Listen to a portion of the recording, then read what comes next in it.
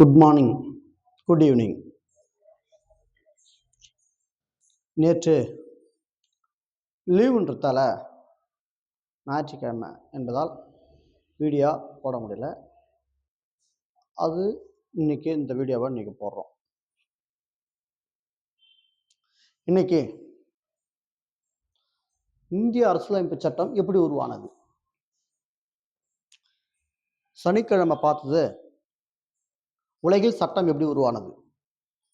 அதனைத் தொடர்ந்து இந்தியாவில் சட்டம் எப்படி உருவானது, இந்தியாவில் அரசியலமைப்பு சட்டம் எப்படி உருவானது, அதனுடைய வரலாறு தான். அப்ப இந்தியாவுடைய சகாப்தம் எப்போ ஆரம்பிக்குதுன்னா 1600 தான் கிழக்கிந்திய கம்பெனிகள் நம்மளை ஆளும் பொழுதுதான் சில விதிமுறைகளை கட்டுப்படுத்தும் போது தான் அதுல நமக்கு ஆதிக்கம், பிரிட்டிஷர் நம்ம மீது என்னைக்கு ஆதிக்கம் செலுத்த ஆரம்பித்தார்களோ அந்த நாட்டு அணிலிருந்தே நமது சட்டங்களுக்கும் விதிமுறைகளுக்கு அடங்க வேண்டும் என்ற கட்டுப்பாடுக்குள் நிலவனது. இதன் அடிப்படையில் அதன் பிறகு 1773 ரெகுலேஷன் ஆக்ட் பிறப்பிக்கப்பட்டது வாரன் கெஸ்ட் அவரால். அதன் பிறகு அதனைத் தொடர்ந்து 1784 பிட்ஸ் ஆக்ட், அதன் பிறகு 1858 இந்திய அரசு சட்டம். இந்த இந்திய அரசு சட்டம் எதிர்த்து தான் முதல் தடவையாக இந்திய சுதந்திர போரும் ஸ்டார்ட் ஆனிச்சு. இந்திய சுதந்திர போர் எப்போ ஸ்டார்ட் ஆனிச்சுன்றதால் இந்த சட்டத்தால் தான் ஸ்டார்ட் ஆயிடுச்சு. 1892 இந்திய கவுன்சில் சட்டம், 1909 மிண்டோ மார்லி ரிஃபார்ம்ஸ் ஆக்ட் சீர்திருத்தம் ஆக்டம். இதற்கு முன்னாடி 1905 வங்கப்பிரிவினை ஏற்பட்டது. 1919 மாண்டேக் செம்ஸ் போர் சீர்திருத்தம். இந்த சட்டத்தில் தான் சில கோரிக்கைகள்லாம் வைக்கப்பட்டது. பிரிட்டிஷ்காரங்களை சூசகமாக என்ன பண்ண ஆரம்பிச்சிட்டாங்க, இந்தியர்களுக்கும் இந்துக்களுக்கும் முஸ்லிம்களுக்கும் பிரச்சனையை உருவாக்கி தனிநாடு கோரிக்கை கேட்டாங்கன்னா அவங்க சுதந்திர எண்ணத்தை விட்டுடுவாங்கன்ற காரணத்தால இந்த நேரத்தில் இருக்கு. அப்பத்திக்கு ஒரு கமிட்டி அங்கிருந்து வருது. அப்போ உங்க கோரிக்கை என்னவா இருக்குன்ற தனி கோரிக்கை நின்று விட்டு போறாங்க. அதான் மாண்டேக் செம்ஸ். இந்த கோரிக்கை இதுவும் உண்டு. 1935 இந்திய அரசு சட்டம். இதற்கு முன்பு 1927 சைமன் கமிஷன் இந்தியாவுக்கு வருது. 1977 சைமன் கமிஷன் எதுக்கு வருதுன்னா, மாண்டேக் செம்ஸ் போர் சீர்திருத்தத்துல சரியான முடிவு எட்டப்படவில்லை என்பதற்காக. அதன் பிறகு 1927 சைமன் கமிஷன் வருது. அதன் பிறகு 1930 round table conference, 1931 second round table conference, 1932 third round table conference 3 உருவாக்கப்பட்டது. அதனைத் தொடர்ந்து தான் 1935 இந்த சட்டம் உருவாக்கப்பட்டது. அரசு சட்டம், இந்திய அரசு சட்டம். இந்த இந்திய அரசு சட்டம் ஒன்று இதே காலகட்டத்தில் தான் இரண்டாம் உலக போரும் ஸ்டார்ட் ஆயிடுச்சு 1936. இதை பேஸ் பண்ணி தான், இந்த சட்டத்தினுடைய பேஸ் பண்ணி தான் அதன் பிறகு அவங்க என்ன பண்றாங்கன்னா,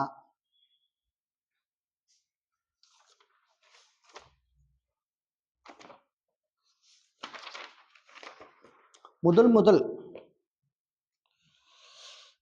இந்திய அரசியலமைப்பு சட்டத்தை உருவாக்கணும் அப்படின்றதுக்காக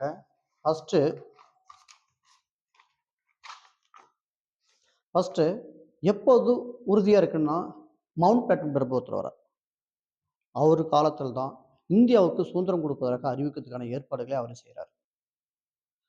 அப்போ அது காரணம் தான். அப்போதான் முதலையாக இந்திய அரசியலமைப்பு சட்டத்தில் நீங்களே ஒரு சட்டத்தை உருவாக்கணும், இல்லை நாங்கள் எழுதி தரத்தணும், பிரச்சனை வரும்போது எங்களை நாங்களே ஆட வேண்டும் அப்படின்ற கோரிக்கை முதல்ல ஸ்டார்ட் ஆகுது. அப்போ மவுண்ட் பேட்டன் பிறப்பு நீங்களே ஆளுவதற்கான தகுதிகள் உங்களுக்கு இருக்கிறதா என்னன்னா, அதற்கு தான் நம்ம தியாகிகள், போராட்டக்காரர்கள், சுதந்திர போராட்டர்கள் அனைவரும் ஒன்று சேர்ந்து 1946 கேபினெட், ஃபர்ஸ்ட் கேபினெட் மிஷன் ஆரம்பிக்கிறாங்க. 46 ஃபர்ஸ்ட் கேபினட் மிஷன் ஆரம்பிச்சு அசெம்பிளி பண்றாங்க. December 9 1946 December 9 very important. இந்த கேள்வி கேட்பாங்க பாருங்க. இந்த கேட்கறத இந்திய அரசாங்கத்துல இந்த மாதிரி சொல்லப்படுகின்ற ஒவ்வொரு கொஸ்டின் முக்கியமான question. December 9 1946 constitution assembly the first met and start ஆகுது. அதுக்கு பர்மனன்ட் சேர்மனும் அப்போ ஒரு சரி அசெம்பிளி உருவாயிடுச்சு. அந்த கூட்டத்துக்கு ஒரு தலைமை வேணும் இல்லையா? அந்த கூட்டத்தினுடைய முதல் தலைவர் யாருன்னு கேட்டா டாக்டர் ராஜேந்திர பிரசாத். அப்ப அவருக்குன்னு ஒரு துணையான உறுப்பினர்கள் தேவை இல்லையா? அதற்கான ஏற்பாடு நடந்துட்டு இருக்கு.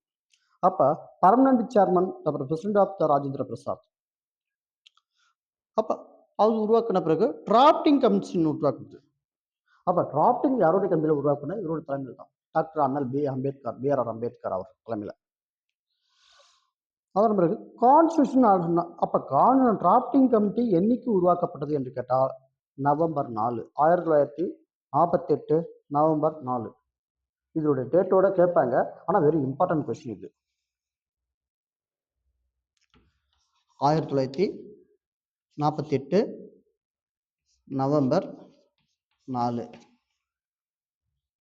நவம்பர் 4. அதன் பிறகு constitution game into the force எப்போ நடைமுறைப்படுத்துறாங்கன்னு கேட்டால் கான்ஸ்டியூஷன் அடாப்டட் என்னைக்குன்னு கேட்டால் adapt the constitution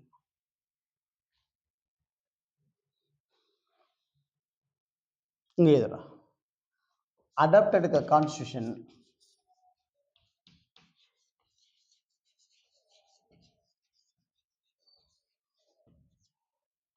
adopted the constitution November 26th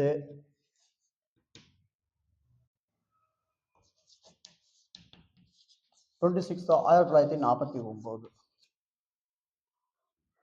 இந்த தினத்தில் உருவாக்க வேண்டியது தான். அதே என்னைக்கு அரசியலமைப்பு சட்டத்தை ஏற்றுக்கொண்டதோ அது நடைமுறைப்படுத்துகிற தேதியும் அதே நாளாக இருக்க வேண்டும் என்பதற்காக தான் ஜனவரி 26 குடியரசு நாளாக அறிவிக்கப்பட்டது. அந்த தினத்தை தான் ஜனவரி 26 1950 இந்தியா சுதந்திரம் அடைந்தாலும் குடியரசு தினமாக குடியரசு நாடாக அமுல்படுத்தப்பட்ட ஆண்டு. இப்ப இந்த கடந்து வந்த பிறகு யார் தலைமையில டிராப்டிங் கமிட்டி ஆரம்பிக்கிறான்னு பார்த்தா drafting committee members doctor B.R.. Ambedkar தலைமையில், ஆலோசகராக பி.என். ராய் தலைமையில் டிசம்பர் 4 1948 உருவாக்கப்படுகிறது. இவருடைய தலைமையில் உறுப்பினர்கள் சேர்றாங்க. 14 பேர் கொண்ட உறுப்பினர்கள் சேர்றாங்க. வி.டி. கிருஷ்ணமாச்சாரி, ஹிராலால் சாஸ்திரி, ராஷ் பகதூர், மாணிக்லால் வர்ஷன், பதுநாராய் சிங் மக்தா, எல்.டி. உலனால் படேல் சிங், ஜெய் நாராயணா வயாஸ், கோகுலால் அசுவா, சர்தர் சிங், ஜஸ்வந்த் சிங், கே.எம். பட்நாயக், கே.எம். பங்கர், ராம்சந்திரா உபாத்யா, முகுத் பிஹாரி, சி.எஸ். வெங்கடாச்சாரி இவங்க எல்லாரும் தலைமையிலையும் கரெக்ஷன் திருத்தம் செய்வதற்காக இந்த டிராப்டிங் கமிட்டி இவங்க எல்லாரும் சேர்ந்து இந்த அரசியலமைப்பு சட்டத்தை எழுதினார்கள். இதற்கு எழுதுவதற்கு எழுதியது யார் என்றால் டாக்டர் அண்ணல் அம்பேத்கர். ஆலோசனை சொல்வதற்கும் குறைகளை சுட்டி காட்பதற்கும் இவங்களே இந்த மெம்பர்ஸ். ஆனால் இருந்தாலும் வரலாற்று சூழலாக சொல்லப்பட்டபோனால் பெயரளவில் நியமிக்கப்பட்ட யாருமே அந்த அவர்கிட்ட போகல. ஆனால் அவர் ஒரு ஆளே உட்காந்து எழுதிட்டாரு. அது நன்கு அறிந்த விஷயம், எல்லாரும் வரலாற்று சூழலில் அறிந்த விஷயம். இதில் ஒரு நபர் செறிந்து விட்டார். டி.டி. கிருஷ்ணமாச்சாரி இறந்துட்ட பிறகு அவருக்கு வேற ஆள் நியமிச்சாங்க. தத்துன்னு ஒருத்தர் இருப்பார், அவருக்கு பதிலாக வேற ஆளை நியமனம் பண்ணாங்க இந்த கமிட்டியில். அது ஒன்று இருக்கு. இதன் பிறகு சரி, இவங்க இத்தனை பேரும் சேர்ந்து இந்த சட்டத்தை எத்தனை நாள் உருவாக்குறாங்க, எத்தனை நாள் எடுத்துக்கிட்டாங்க எதிர்த்துக்குன்னு கேட்டா பாருங்க, 2 வருடம் 11 மாசம் 18 நாள். இதுதான் வெரி இம்பார்ட்டன்ட் கொஸ்டின். இந்த கொஸ்டின் கேட்காத கொஸ்டினே இல்லை. அதே மாதிரி இவருடைய பேரை கேட்காத கொஸ்டினே இல்லை. அதே மாதிரி இதிலிருந்து கேட்காத கொஸ்டினே இல்லை. இது வெரி 3 இம்பார்ட்டன்ட். இதுல இருந்து எந்த கொஸ்டின் எடுத்துட்டாலும் கம்பல்சரி கேட்காத கொஸ்டினே கிடையாது. இந்த நாட்டு அரசியலமைப்பு சட்டத்துல எதுல இருந்து எந்த நாட்டுல இருந்து தத்தெடுத்துக்கிட்டாங்க, அடாப்ட் பண்ணிட்டாங்கன்னா. அதே மாதிரி டிராப்டிங் கமிட்டி தலைவர் யாருன்னு கேட்டா டாக்டர் அம்பேத்கர். அப்ப டிராப்டிங் கமிட்டியுடைய அட்வைசர் யாருன்னு கேட்டா BN ராய். அப்ப திடீர்னு சில நேரங்களை குழப்பறதுக்காகவே டிராப்டிங் மெம்பர்ஸ் யாருன்னு கட்டுவாங்க. அப்ப இவங்களை கூப்பிடுறதுல யாருனாச்சும் ஒரு தெரிஞ்சு இதுல யாரு அப்படின்னு கட்டுவாங்க. இவங்க எல்லாம் அனைவரும் பேரும் தெரிஞ்சுக்கணும். சரி, டிராப்டிங் கமிட்டி எழுதுவதற்காக எடுத்துக்கொண்ட கால அளவு எதுன்னு கேட்டா 2 வருடம் 11 மாதம் 18 நாள்.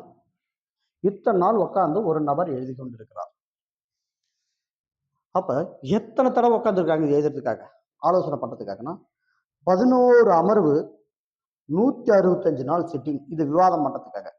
சரி, எழுதுறதுக்காகவே எடுத்துக்கொண்ட கால அளவு எவ்வளோன்னு சொல்லி கேட்டா 2 வருஷம் 11 மாதம் 18 நாள் எடுத்துக்கொண்டாங்க. எழுதுறதுக்காகவே எடுத்துக்கொண்டாங்க. எழுதுறதுக்காக எடுத்துக்கொண்ட காலங்கள் இவ்வளவாக இருந்தாலும் அதை விவாதம் பண்றதுக்காக எடுத்துக்கொண்டது எத்தனை தடவை உட்காந்தாங்க? 11 செஷன்ஸ், 11 தடவை அமர்ந்தது. அப்ப 111 செஷன்ஸ் ஒரு அமர்வு போட்டுட்டு அப்ப எத்தனை நாள் உட்காந்துறாங்கன்னா 165 நாள் சிட்டிங்ஸ் விவாதம் பண்றதுக்கு. அப்ப 160 நாள் சிட்டிங்ஸ் பண்ணி விவாதம் பண்ணி எது தேவை எது தேவையில்லை கரெக்ஷன் பண்றாங்க. அமெண்ட்மெண்ட்டை, அதாவது கரெக்ஷன் பண்றாங்க லாவை. இந்து மக்களுக்கு பொருந்துமா, இந்த மக்களுக்கு பொருந்துமா, அந்த மக்களுக்கு பொருந்துமா, மக்கள் அடிப்படை உரிமை பாதிக்கப்படுமா என்பதற்காக இந்த சட்டங்கள் திருத்தப்பட்டு இந்த சட்டங்கள் திருத்தி மாற்றி அமைச்சு எழுதுறது சரியான முறையில் கொண்டு வந்து மக்களுக்கு சமர்ப்பிக்கப்பட வேண்டும் என்பதற்காக இவர்கள் அனைவரும் அரும்பாடுபட்டார்கள். அடுத்து சரி, எழுதியாச்சு. இந்த அரசியலமைப்பு சட்டம் எழுதிட்டாங்க, அடாப்ட் பண்ணிட்டாங்க, தடுத்துட்டாங்க. சரி, இந்த சட்டங்கள் அனைத்தும் நம் நாட்டோடவே சேர்ந்ததா? இல்லை. சில நாட்டுகளுடைய வழிகாட்டுதலுடைய சட்டங்கள் இருந்து அதிலிருந்து சில விஷயம் நம்ம எடுத்துக்கிட்டோம். காப்பி அடிச்சுட்டு சொல்லப்படுது. அதிலிருந்து அந்த மக்களுடைய நல்ல கொள்கைகளை மட்டும் எடுத்துக்கிட்டோம். அப்படியே தான் இந்த tables. Adopt the law from the countries. ஏன்னா நம்ம நாட்டில இருந்து பிரிட்டிஷ் ரூல் தான் நம்மளை ஆண்டான் இல்லையா? அப்ப பிரிட்டிஷ்காரன் தான் நம்மளை ஆண்டான். அப்ப அவன் நாட்டில இருந்து அப்ப நம்மளை ஆளும் திறமை எங்க இருக்குதுக்கு? பிரிட்டிஷ்காரன் தான் இருக்கு. அப்ப அவங்ககிட்ட தான் நம்ம என்ன எடுத்துக்கிட்டோம்னா parliamentary government of rule or rule of law. சட்டத்தினுடைய எழுதும் தன்மையும் பாராளுமன்றம் எப்படி நடைபெற வேண்டும், இது ரெண்டுமே பார்லிமெண்ட்ல இருந்து எடுத்துக்கிட்டார், கொள்கையை எடுத்துக்கிட்டாங்க. சரி, ஒரு மனிதனுடைய அடிப்படை உரிமை எப்படி இருக்க வேண்டும்? ஒரு நாடு வல்லரசா இருக்க வேண்டும், ஒரு மனிதனுடைய அடிப்படை உரிமை நிலைநாட்டப்பட வேண்டும். அந்த அடிப்படை உரிமை நிலைநாட்டப்பட்டப்பட்டால் நாடு சுதந்திரம் அடைந்ததாக கருதப்படும். அந்த நாடு தான் ஜனநாயக நாடு. ஒரு மனிதனுடைய அனைத்து மதத்தினருக்கும் அடிப்படை உரிமை பாதிக்காத அளவுக்கு ஒரு நாட்டை வழிநடத்தக்கூடியது என்றால் அந்த நாடு தான் சாவரன்டி நாடு என்று சொல்லுவாங்க, ஜனநாயக நாடு என்று சொல்லுவாங்க, இறையாண்மை மிக்க நாடு என்று சொல்லுவாங்க. இறையாண்மை ஒரு நாட்டில் பாதிக்கப்படுது என்றால் அந்த அரசு சரியில்லை என்று அர்த்தம். அடுத்து யுஎஸ்ஏ. நம்ம அடிப்படை உரிமை எந்த நாட்டில இருந்து எடுத்துக்கிட்டோம் என்றால் அமெரிக்க நாட்டில இருந்து எடுத்துக்கிட்டோம். யுஎஸ்ஏல இருந்து அவருடைய கான்ஸ்டிடியூஷன்ல இருந்து நம்ம எடுத்துக்கிட்டோம். அயர்லாந்து நாட்டில இருந்து என்ன பண்ணா direct prince policy of state policy, இது டிபிடிஎஸ்பி அப்படின்னு சொல்லுவாங்க, டிபிஎஸ்பின்னு சொல்லுவாங்க. இதுல இருந்து என்னண்ட direct principal of state policy Ireland நாட்டுக்குள்ள இருந்து, அயர்லாந்து நாட்டில இருந்து அவங்க நாட்டு கான்ஸ்டிடியூஷன்ல இருந்து இந்த DSP direct principal of state policy. இதுக்கு என்ன அர்த்தம்னா அரசனுடைய கடமை என்ன? ஓட்டு வாங்கிட்டாங்க, ஜெயிச்சுட்டாங்க, உட்காந்துட்டாங்க, முதலமைச்சர் ஆகிட்டாங்க, பிரதமராக ஆகிட்டாங்க, பார்லிமெண்ட்ல உட்காந்துட்டாங்க, மினிஸ்டராகவும் ஆகிட்டாங்க, ஜனாதிபதியாகவும் ஆகிட்டாங்க. அவங்களுடைய வேலை என்ன? மக்களை காப்பாற்றுவது. அதுதான் அந்த கொள்கையை இதுல இருந்து தான் எடுத்துக்கிட்டாங்க, direct principal of the state policy. இதுக்கு நம்ம முன்னோர்கள் சொல்லுவாங்க பாரு, மரத்தை வச்சுலும் தண்ணி ஊற்றுவான்றது மக்களை காப்பது அரசனுடைய கடமை. அந்த அரசன் தான் அரசன் யாரு? நாட்டின் அரசன். மக்களை காப்பது யாரு? அந்த இடத்துல அரசு சரியில்லை என்று செயல்பட தொடங்கினால் அந்த கடப்பாடுகள் என்று சொல்லுவாங்க, கடமைகள் என்று சொல்லுவாங்க. அரசினுடைய கடமைகள் என்று சொல்லப்படும் போது கடமை தவறும் பட்சத்தில் அவர் மீது சிஸ்டமேட்டிக் ஆட்டோமேட்டிக் சிறு மிஷினு கெட்டு போச்சு என்று சொல்ற மாதிரி சமம். அப்ப government machine mechanism, government machinery spoiled, அந்த இடத்துல தான் அது வருது. அடுத்தது கனடா நாட்டுல இருந்து என்ன எடுத்துக்கிட்டு, கனடா நாட்டு அரசமைப்பு சட்டத்துல இருந்து என்ன எடுத்துக்கிட்டு கேட்டா கன்கரன் லிஸ்ட். அப்ப கன்கரன் லிஸ்ட்னா என்ன? 3 வகையான லிஸ்ட் இருக்கு. அந்த 3 வகையான லிஸ்ட் என்னன்னு சொல்லப்படுதுன்னா state list, central list, concurrent list. State லிஸ்ட்னா மாநில பட்டியல், கன்கரன் லிஸ்ட்னா பொதுவான பட்டியல். மாநில அரசும் மத்திய அரசும் ரெண்டும் சேர்ந்து செயல்படுத்தக்கூடியது மாநில அரசு, அது கன்கரன் லிஸ்ட். சரி, சென்ட்ரல் லிஸ்ட்னா மத்திய அரசு மட்டுமே செயல்படுத்தக்கூடியது மத்திய central list. State list, central list, state list, concur list, இது மூணும் கனடா நாட்டுலேருந்து கன்கர் லிஸ்ட், இந்த லிஸ்ட்லேருந்து இந்த லிஸ்ட்டை கொண்டு வராங்க. இந்த மூணுமே பொதுவான பட்டியலேருந்து எடுத்துன்னா இந்த லிஸ்ட்டை கொண்டு வந்து அதை செய்றாங்க. அது அட்டவணையில் சொல்லப்படுது. 12 அட்டவணையில் சொல்லப்பட்டுள்ளது. அந்த 12 அட்டவணையில் ஒரு அட்டவணை இதுக்காகவே எத்தனை லிஸ்ட் இருக்குன்னு சொல்லிட்டு அது நம்ம விளக்கமாக நாளைக்கு பார்க்கலாம் செப்பரேட்டா. இதை குழம்பிடும். ஜெர்மனிலிருந்து என்ன எந்த லாவை எடுத்துக்கிட்டோம்னுட்டா அவசர கால பிரகடனம். எப்போ அவசர காலம் வரும்? சராசரி கவர்மெண்ட் மெஷின் சிஸ்டம் எந்த அன்னைக்கு ரிப்பேர் ஆகுறதோ அந்த அன்னைக்கு எமர்ஜென்சி போயிடும். அப்போ எமர்ஜென்சி எப்பெல்லாம் வரும்? போர்க்காலம், நிதி நெருக்கடி, மக்கள் போராட்ட காலம், நாட்டுக்கு இருக்கும் பிரச்சனை, கவர்மெண்ட் ரூல் சிஸ்டம் ஸ்பாயில் ஆகிடும்போது 3 அடிப்படையில் தான் எமர்ஜென்சி பீரியட். அப்போ எது இதை வந்துச்சு பிறதான் emergency period. Articles 352 emergency national emergency period. National தேசிய அளவில் எமர்ஜென்சி ஏற்பட்டதுன்னா 352 ஆர்டிகல் பிரகாரம் உடனே மத்திய அரசு உடனே ஒன்றிய அரசு உடனே நடவடிக்கை எடுத்து எமர்ஜென்சி காலகட்டத்தில் என்ன நடவடிக்கை எடுக்கணுமோ அந்த கால நடவடிக்கை எடுத்தாகணும். அடுத்து பிரசிடென்ட் ரூல். மக்களுடைய சீர்வாதம் சட்ட ஒழுங்கு சீர்குலையும் பருவத்தில் ஒரு மாநில அரசோ மத்திய அரசோ செயல்படாத பட்சத்தில் அந்த மெஷினரி அந்த சிஸ்டத்தை டைரக்டா கையில் எடுக்கிற அதிகாரம் யாருக்கு? ஜனாதிபதிக்கு உண்டு. அந்த ஜனாதிபதி தான் கவர்மெண்ட் ரூல். அப்ப எப்போதுன்னா ஆர்டிகல் 356 பிரகாரம் ஜனாதிபதியை டைரக்டா ரூல்ஸ் கையில் எடுத்து செய்வார் சில நேரங்கள. இதுக்கு உதாரணம் யாருன்னு கேட்டா இந்த வழக்குக்கு எஸ்ஆர் பொம்மை வழக்கு, Bangalore. SR Bommai versus state of Karnataka. இதற்கு இன்னொன்னு சொல்லப்படலாம்.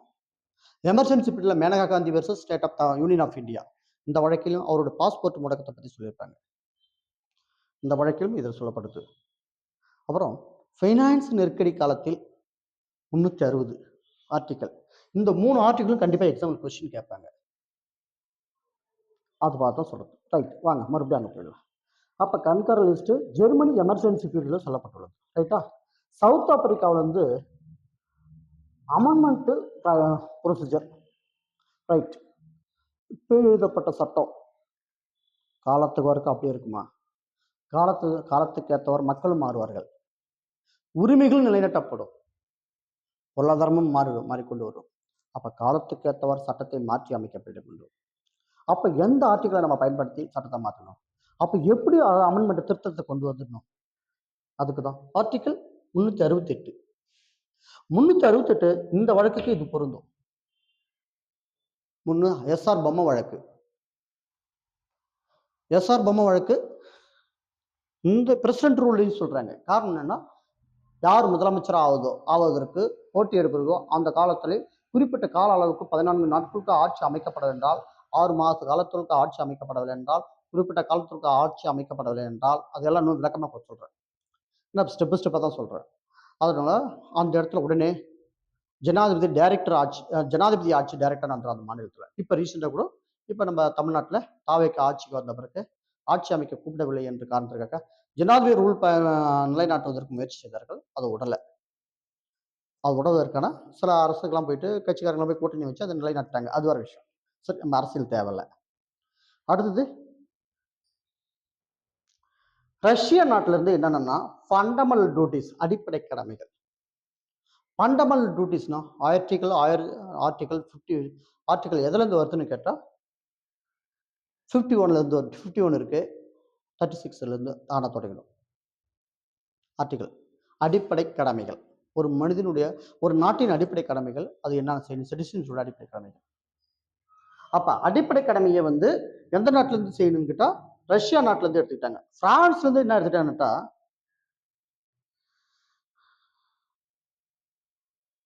Equality, fraternity, liberty, liberty, equality, fraternity. என்ன அர்த்தம்? லிபர்ட்டி சுதந்திரம், ஈக்குவாலிட்டி சமத்துவம், ஃப்ரெட்டர்னிட்டி சமய சார்பின்மை. இது மூன்றும் எப்படி இப்போ எந்த நாட்டில் இருந்து பெருமை இந்த நாட்டில் இருந்து ஒவ்வொரு சமயத்துக்கும் ஒவ்வொரு மக்களுக்கும் சமய சார்பற்ற கொள்கை கொண்டு வந்து நிலைநாட்டப்பட வேண்டும் என்பதற்காக பிரான்ஸ் நாட்டிலேருந்து எடுத்துக்கிட்டாங்க. இந்த ஒவ்வொரு நாட்டிலும் இப்படி செய்திருக்கும் போது இப்ப 368 ஆர்டிகல் 368 அமெண்ட்மெண்ட் திருத்தம். இந்திய அரசியலமைப்பு சட்டத்தை திருத்த முடியுமா? திருத்தம் செய்யலாம், பட் ரத்து செய்ய முடியாது. அதுதான் Kesavananda Bharati versus state of Kerala 1973 என்ற வழக்கு. மிக மிக மிக மிக வரலாற்று சிறப்புமிக்க வழக்கு. இது அனைத்தும் விரிவாகவும் என்ன ஆர்டிக்கல், என்ன சாலிட் ஃபீச்சர், எத்தனை பார்ட்டுகள், எத்தனை அட்டவணைகள், எத்தனை வகையான எத்தனை அமெண்ட்மெண்ட்டு, எத்தனை தேசிய மொழிகள், எத்தனை கமிஷன்கள், அதனுடைய ஒவ்வொரு விளக்கத்தையும் இனி பார்க்கலாம், விளக்கமாக பார்க்கலாம். இந்த வீடியோவுக்காக மேடம் கௌசல்யா அவர்கள் உடம்பு சரியாக இருந்தாலும் அதுங்க தன்னை நம்பி இருக்கிறது. இந்த வீடியோ விடக்கூடாதும், இந்த அகாடமி இந்த இந்தியா லெவலில் ஆரம்பித்த நம்ம இந்தியா லெவலில் வச்சு தர உயர்த்த வேண்டும் என்று அவங்களுடைய தன்னம்பிக்கைக்காக ரொம்ப ஒத்துழைப்பு கொடுத்துருக்குறாங்க. அவங்களுக்கு மிக்க நன்றி. எத்தனை